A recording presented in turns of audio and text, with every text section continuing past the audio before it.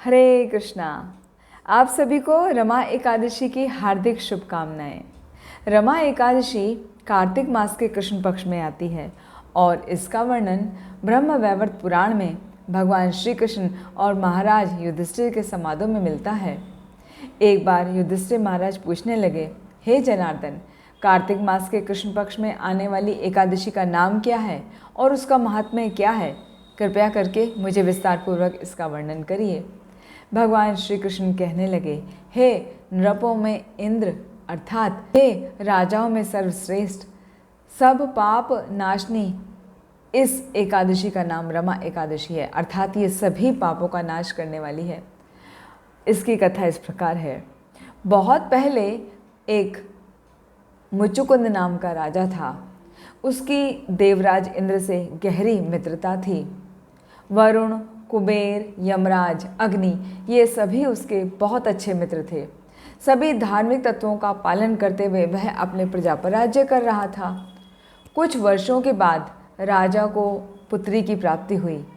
उसका नाम उन्होंने चंद्रभागा रखा और सही समय आने पर उसका विवाह चंद्रसेन राजा के पुत्र शोभन से कर दिया। एक बार शोभन अपने ससुराल आया हुआ था।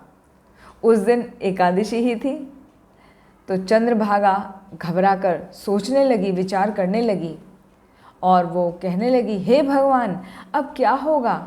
मेरे पति तो बहुत ही कमज़ोर हैं, उनसे भूख सहन ही नहीं होती, और मेरे पिताश्री तो बहुत कठोर हैं, क्योंकि इनके राज्य में तो सभी एकादशी का पालन करते हैं और दशमी के दिन से ही उनकी प्रजा में सेवकों को भेजकर एकादशी को कोई भी अन्न ना करे ऐसा आदेश करा दिया जाता है।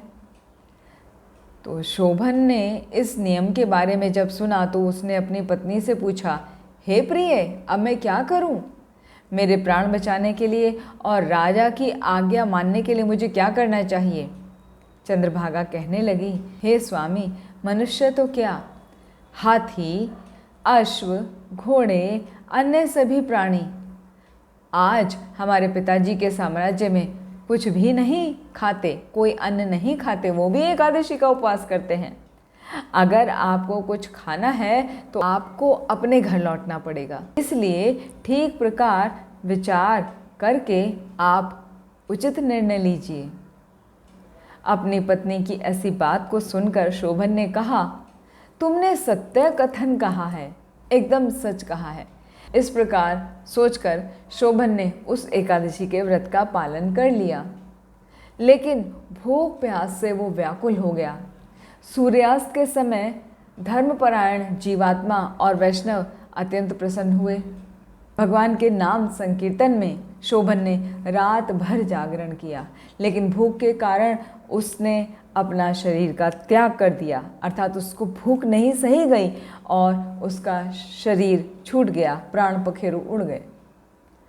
तो सूर्य उदय के पूर्व ही मुचुकुंद राजा ने शोभन के शरीर का अंतिम संस्कार कर दिया। लेकिन चंद्रभागा को सती होने की अनुमति नहीं मिली। पति के श्राद्ध के पश्चात चंद्रभागा अपने पिता के घर रहने लगी। रमा एकादशी के पालन से शोभन मंदार पर्वत के शिखर पर बसने वाली देवपुरी राज्य का राजा बन गया। रत्नों से सुशोभित सुवर्ण के खंभे और अमूल्य हीरे मोतियों से जड़ित राजभवन में वह रहने लगा। ये उसको फल मिला एकादशी के पालन का। अनेक आभूषणों से युक्त शोभन बहुत सारे गंधर्व और अप्सराओं के द्वारा सेवा किया जाता था। मुचुकुंदपुर का सोम शर्मा नामक एक ब्राह्मण तीर्थों की यात्रा करते हुए अचानक एक दिन देवपुरी में पहुंचा। शोभन को अपने राजा का जमाता समझकर वो उनके पास गया। ब्राह्मण को अपने सामने देखकर राजा अपने सिंहासन से उठ खड़े हुए और प्रणाम करके ब्राह्मण के सामने खड़े रहे। उसके पश्चात राजा ने ब्राह्मण का, राजा मुचुकुंद का, चंद्रभागा का और मुचुकुंदपुर की सभी प्रजा का कुशल मंगल पूछा। सभी लोग सुख से और शांति से रह रहे हैं, ऐसा ब्राह्मण ने उत्तर दिया।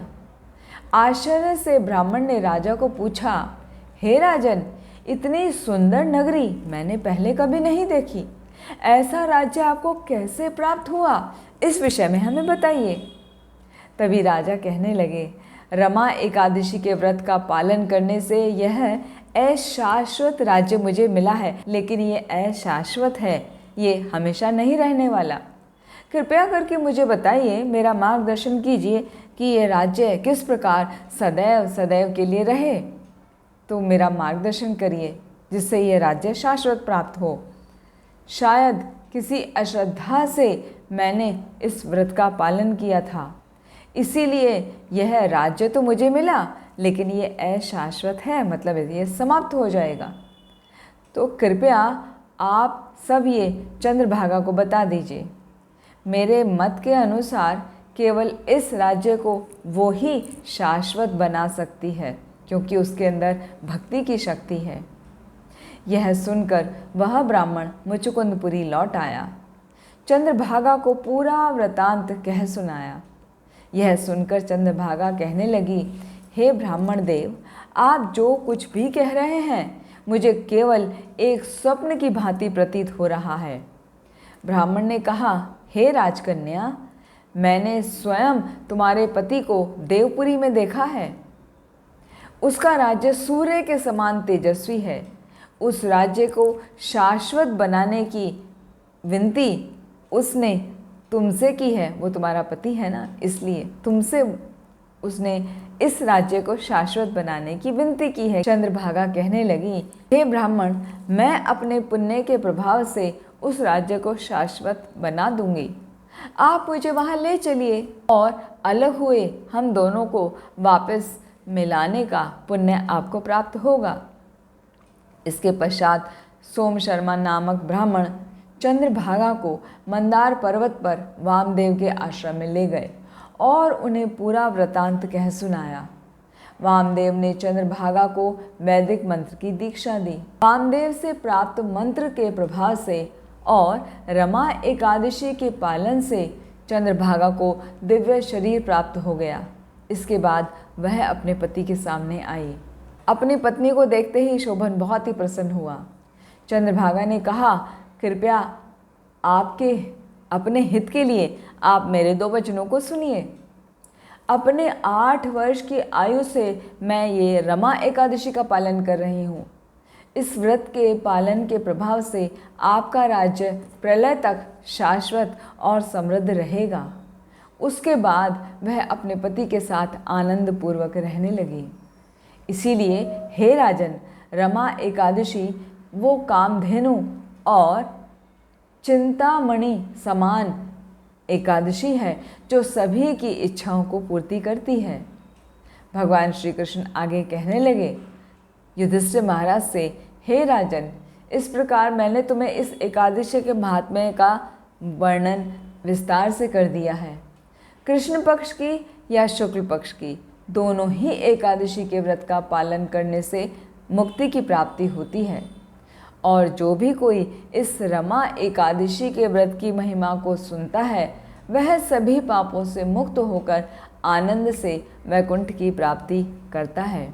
तो आइए हम सभी एकादशी के व्रत का पालन ध्यानपूर्वक करें और निरंतर भगवान श्री हरि श्री दामोदर के नाम का निरंतर जप करते रहें। हरे कृष्ण कृष्ण कृष्ण हरे हरे, हरे राम राम राम हरे हरे। हरे कृष्णा। आप सभी को एक बार फिर रमा एकादशी की हार्दिक शुभकामनाएं। हरे कृष्णा।